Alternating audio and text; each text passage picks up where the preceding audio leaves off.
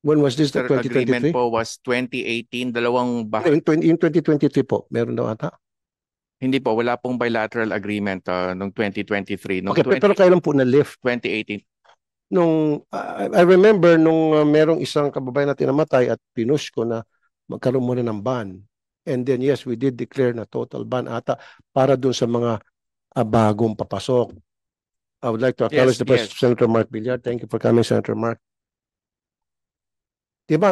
Ban po siya, Mr. Chair, sa mga walang overseas experience. So deferment po ang tawag noon ni Secretary Toots Ople nung So, iniulat niya sa ban dun sa pension. mga walang experience. Pag may experience, tuloy. Pag may experience, pwede po, Mr. Chair. Pinag-natin natin mga sarili. Are we making ourselves stupid? Are we people, a nation of stupid people sending our workers to the lion's den in Kuwait? Sabi ko na nga po kanina, hindi po natin kailangan experience yung pagiging katulong, kusambahay. Sanay po tayo mga Pilipino. Lahat ng Pilipino magaling mag-ayos ng bahay, maglinis. Ba't pa natin, kailan pa sila experience? Ang problema ay doon sa employer.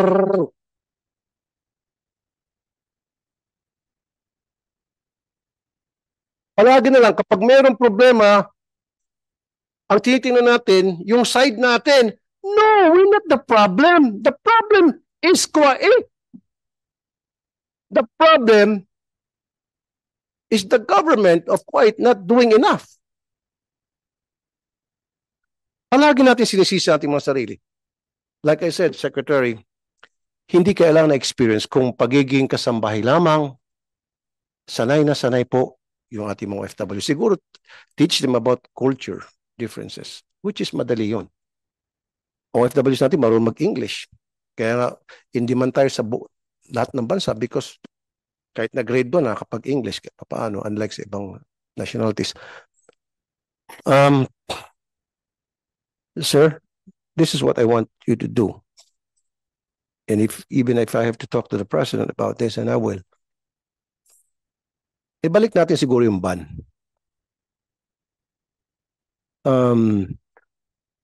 Wala na munang new deployment. Stop. Yung mga nandun ngayon, may kontrata, sabihin, gusto nila mag-renew ng kontrata, okay ako. Kaya lang, wala nang bago. Kung ano yung natitira doon, yun na yun. Tapos, renew ng contract sila, okay. Pero wag na tayo magpadala at sasabihin natin, kailangan may work experience. Like, again, hindi problema ang ating mga workers. Ang problema is doon. So, ito sana sinasabi ko. Dapat ang mga employer, meron tinatawag na neuroscreening.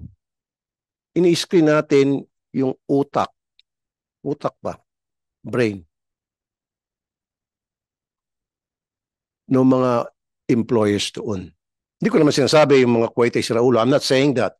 In fact, marami mga workers tayo doon na happy sila sa kanilang mga employers sa OFW sa Kuwait. Maraming mga mababait na Kuwaiti. Of course, majority of the Kuwaitis are good people. But there are a number of them who are, ayoko na magsalita. So yun ang sasarain natin.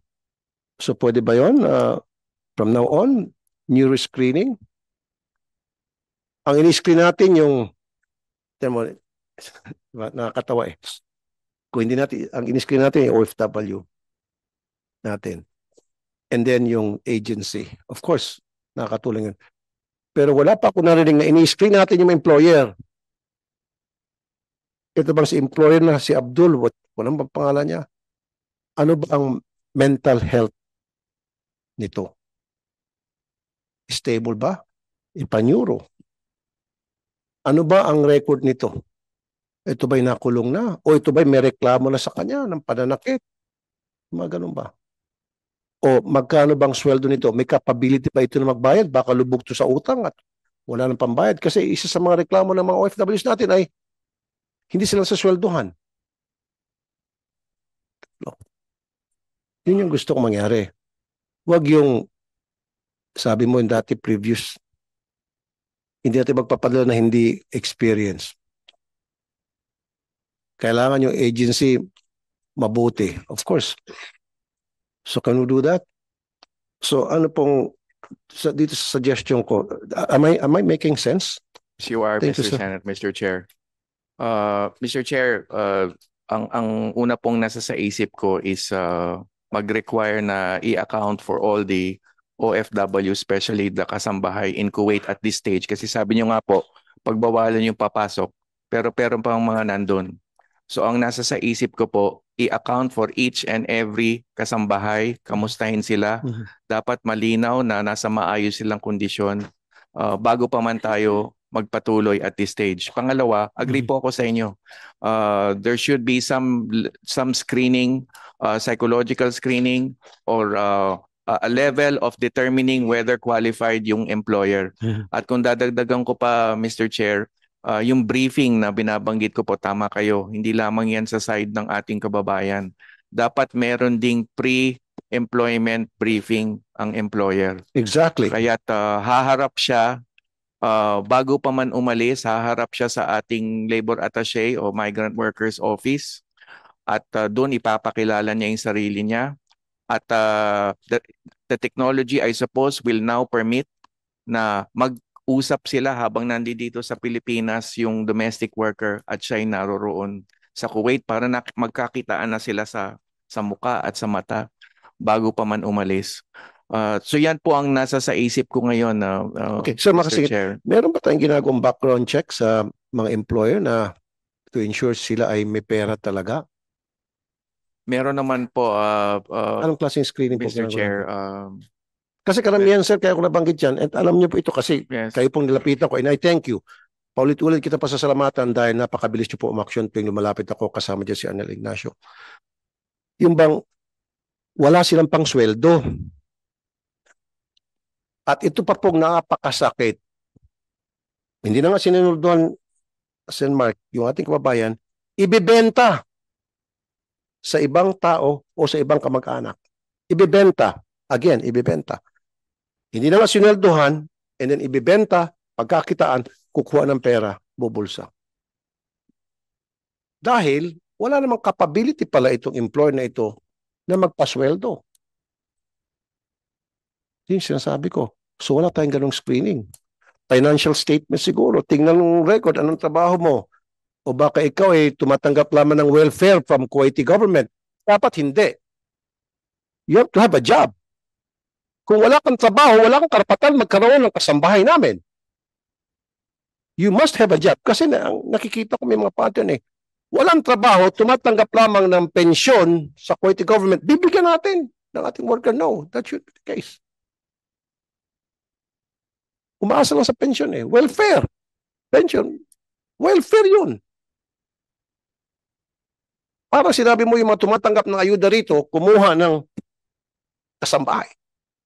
God damn. So, dapat sir, go ahead po. Senator Mark, you have an opening statement. Yes. Please go ahead.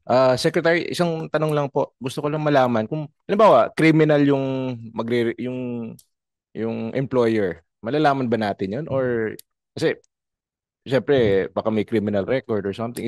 May way ba na malaman para malaman natin kung yung employer ay may criminal record? Kasi kawawa naman yung mga kasambahay natin kung isusubo natin sa isang, di ba nila kung may pera, paano, actually masama na yan na walang pera, pero mas masama pa kung criminal pa yung magiging employer nila. So I'm just wondering baka may criminal, may basic checking ba yan? Halimbawa criminal record? Kasi malalaman ka agad yun eh.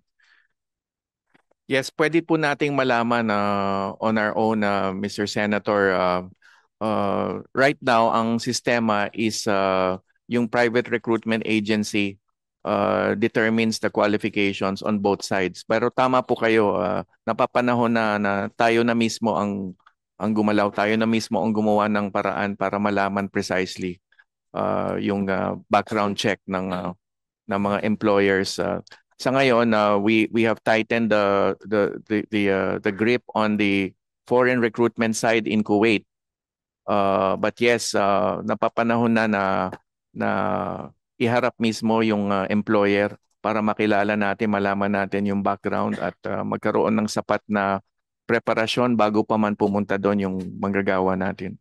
Salamat. At nagpapasalamat din po ako kay Senator Raffy Tulfo. Nagkaroon tayo ng ganitong klaseng pagtitipon para ma-discuss yung resolution para mabigyan ng karagdagang proteksyon ng ating mga OFWs. Salamat, Chairman. Thank you, Sen. Mark. Tama si Sen. Mark. Dapat kasama yun from now on screening doon sa employer yung magpakita siya ng police record. Kung pwede pa court clearance na wala siyang kaso sa anumang korte sa Kuwait. On top of that, yung neuro. And then of course, yung financial capability. Paano ba? Curious lang po ako, Sec. Pag yung employer pumunta sa agency and we need Filipino OFW, anong klaseng prosesong dadaanan niya?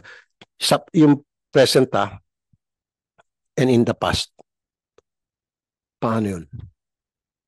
Yung present po, si Undersecretary Sige. Olalia could add to this. Yusek Olalia, kunyari ako, Kuwaiti at gusto ko magkaroon ng OFW.